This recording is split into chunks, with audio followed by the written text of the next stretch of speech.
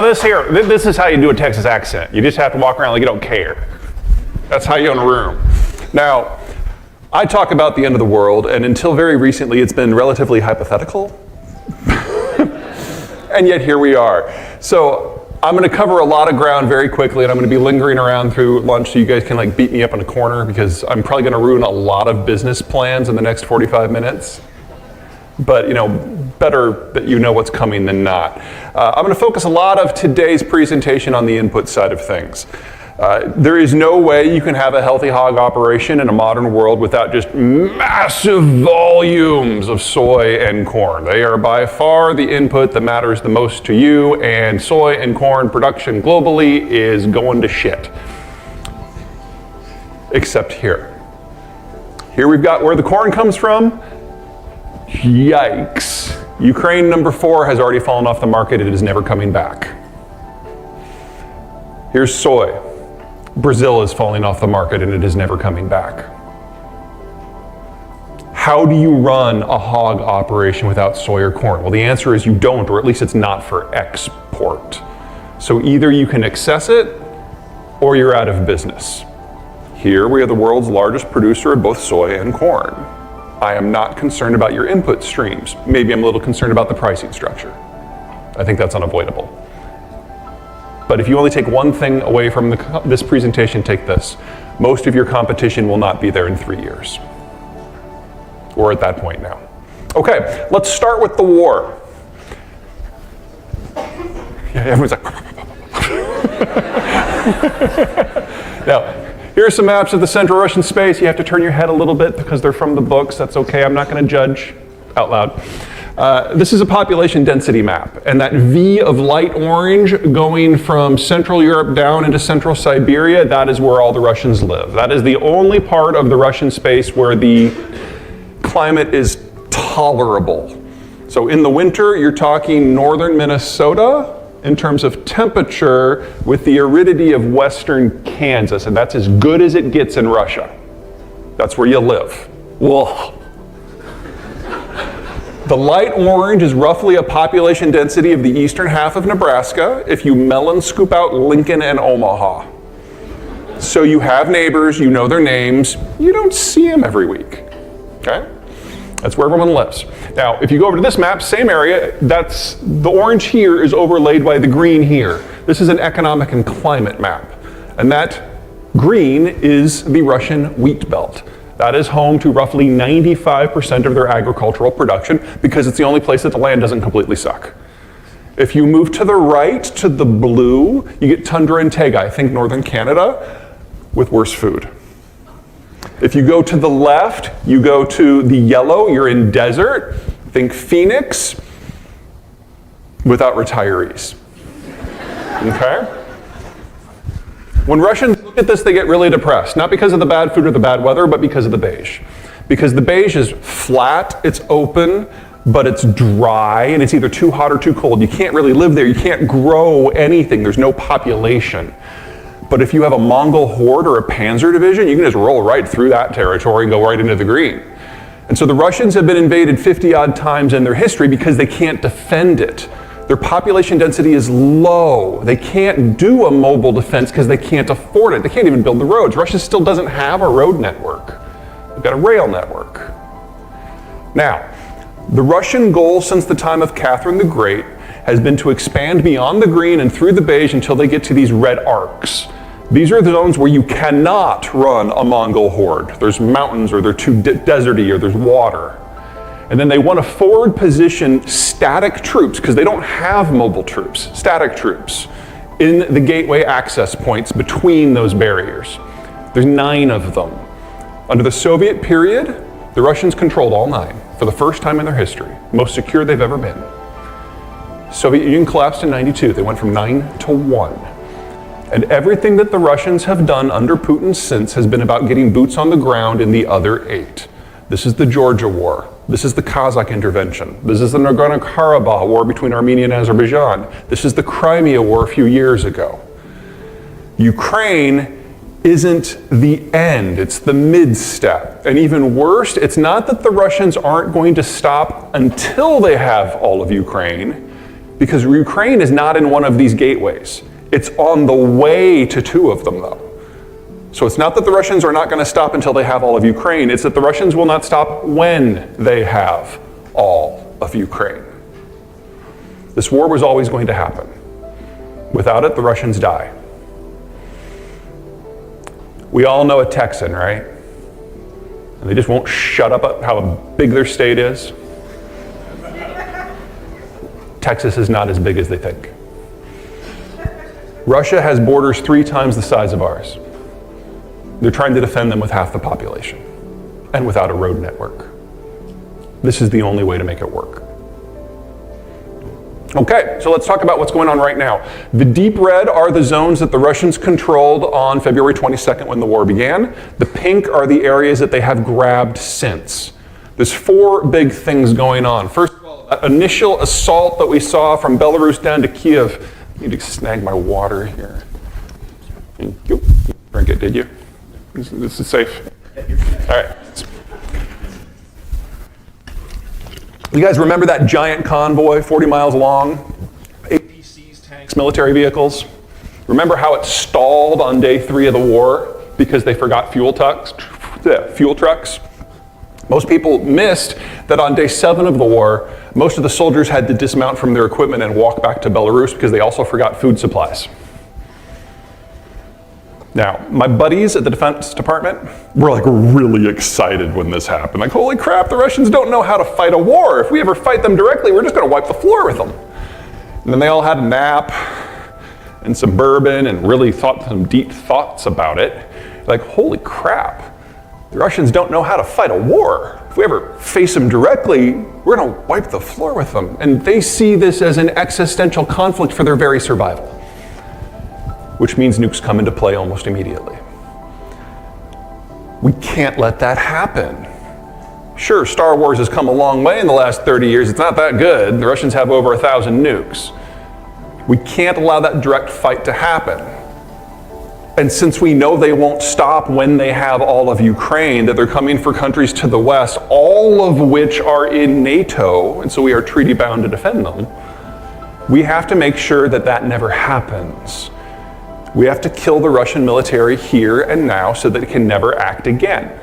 And that means every weapon system that we possess, that we can train the Ukrainians on in a short period of time, they can have. So no jets, no F-35s, no battleships, no advanced systems, because that would just take too long. Anything else is game. There's a problem, though. Those systems exist in limited volume because we, for the most part, don't use them ourselves. We don't use Stingers because we have a freaking Air Force. Use Stingers when you don't have an Air Force. We don't use Javelins because we have tank divisions. At current rates, we're gonna run out of stuff to give them within the year.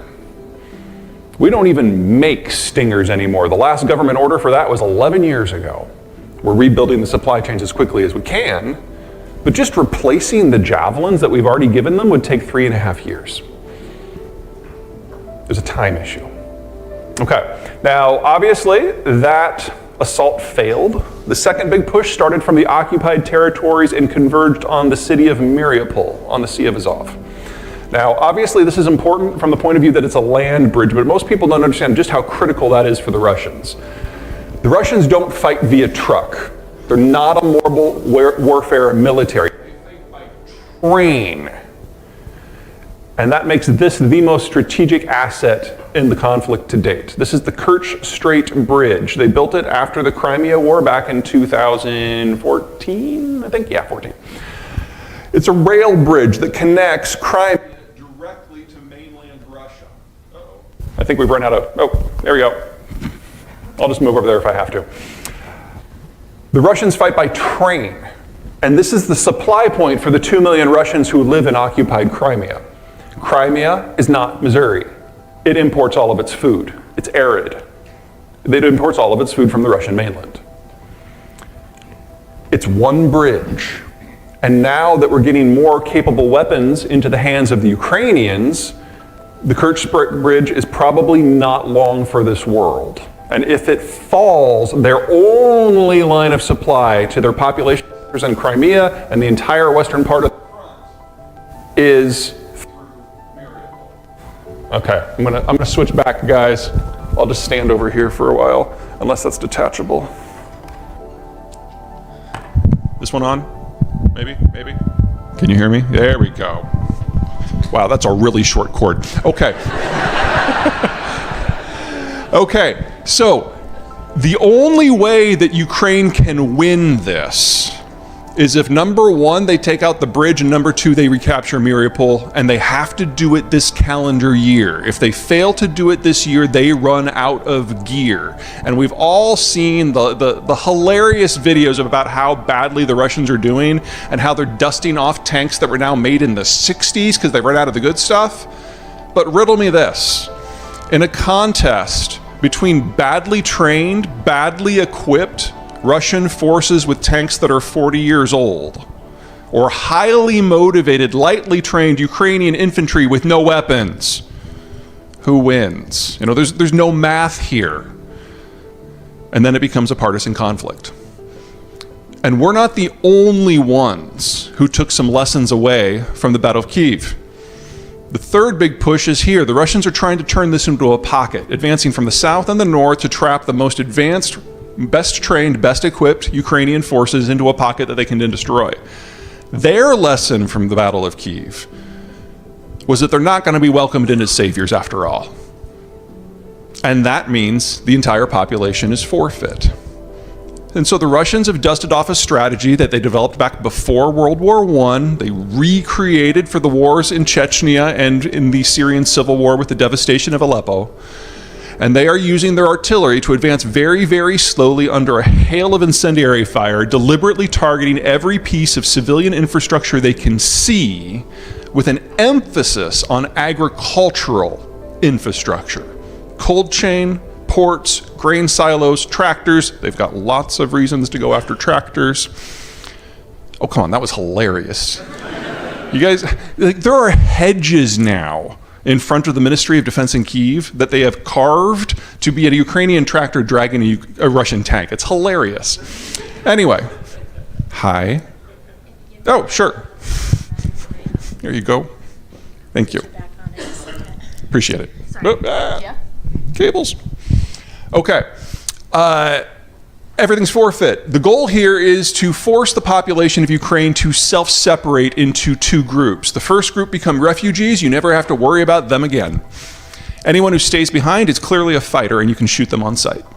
So they've brought in the Wagner group, which is their mercenary group, and they've brought in the Chechens to basically sweep any population centers that they've captured. We now know from both the operations north of Kyiv and near Kharkiv, as well as radio intercepts by the Germans, that what happened in Bucha, the war crimes, has happened in at least 70 other populated areas. We just can't confirm it because most of them are behind Russian lines. Fourth.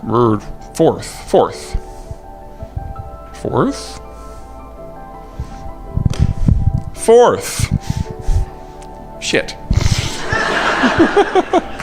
We might need another battery. It's not working on here. Is it on this guy? You did. Okay. Do I? Yeah, it's giving me the low battery thing. So, but is it this? There we go. Okay. Here, that's for you too. Okay. Isn't this fun? No, it's that Canadian guy. They take everything.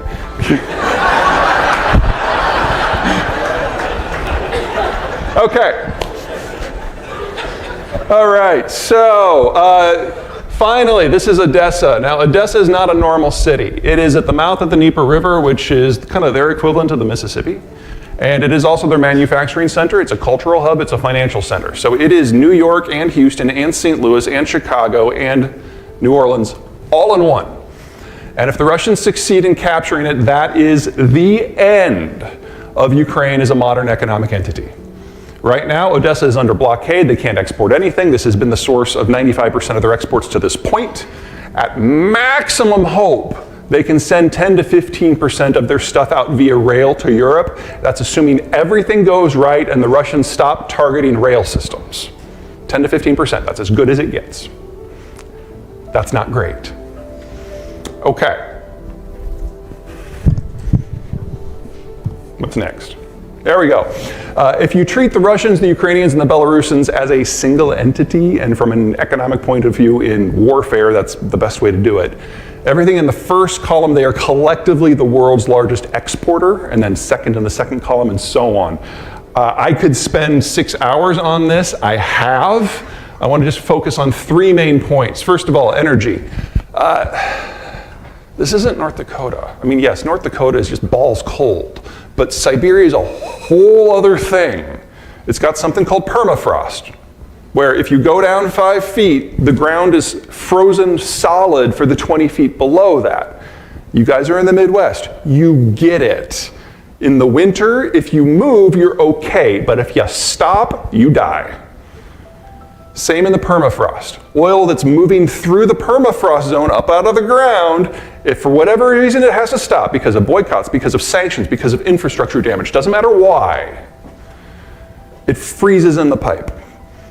And water comes up as a byproduct of oil production. All good? Woohoo! Should be good. Thank you. And the pipes crack. And you can never use that system again.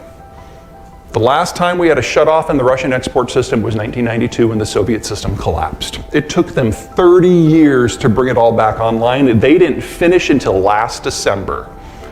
So at some point this year, we're going to lose 4 to 6 million barrels a day of Russian crude, and it will never come back. We have not priced that in. Yeah, here's a minor nightmare. The world's #1 wheat exporter has invaded the world's #4 wheat exporter and is systematically destroying the entire agricultural sector deliberately. Russia is going to see inhibitions in its ability to export for multiple reasons, but Ukraine will never be an exporter again. They will probably be a net importer by this point next year. And this is my personal nightmare. Russia isn't simply the world's largest exporter of fertilizers. It's the world's largest exporter of the materials that everyone else uses to make their own fertilizers. We've already seen significant disruptions to the flows. They're going to only get worse moving forward. Specifically, 40% of the world's potash comes from Belarus and Russia combined. Raw potash, forget the fertilizer, just the potash. We'll come back to that. One more minor issue and then we'll get into the big stuff. This was always going to be the last decade of the People's Republic of China. Let's talk about the third most important reason why. We are having government collapse. Chairman Xi has instituted a cult of personality far tighter than any world leader in history, including Mao, including the Chinese emperors of old, including Donald Trump. Okay, that was funny too. He has intimidated into silence or imprisoned or executed everyone within not just the CCP, but the broader system who is capable of independent thought. He no longer has advisors. No one wants to bring him information because they don't know how he's going to react. He has literally shot the messenger so many times that he is making decisions in the dark. Now, this has horrible implications for any economic system, but in a one-man show, it means nothing gets done unless the leader gives you a written order, or you're one of the zealots who sees him on TV and is like, oh, this must be what he meant. So when you see a small army of bureaucrats in head-to-toe surgical stuff out on a runway at an airport with a leaf blower spraying lime to disinfect the runway. That's the kind of policies we're getting out of China now. And of course, COVID. Now, we're in the Midwest. I'm going to guess that there is a diversity of opinions in the room about COVID. Some of us would probably side with vaccines, where others of us think that natural immunity is the way to go. And I think in the privacy of our own homes, when the door is closed and no one's listening, we do think to ourselves, you know, maybe the other side has a point. Okay? Is that safe? China doesn't have these options, and it's not because of government. China was very successful for 2 years at keeping COVID out.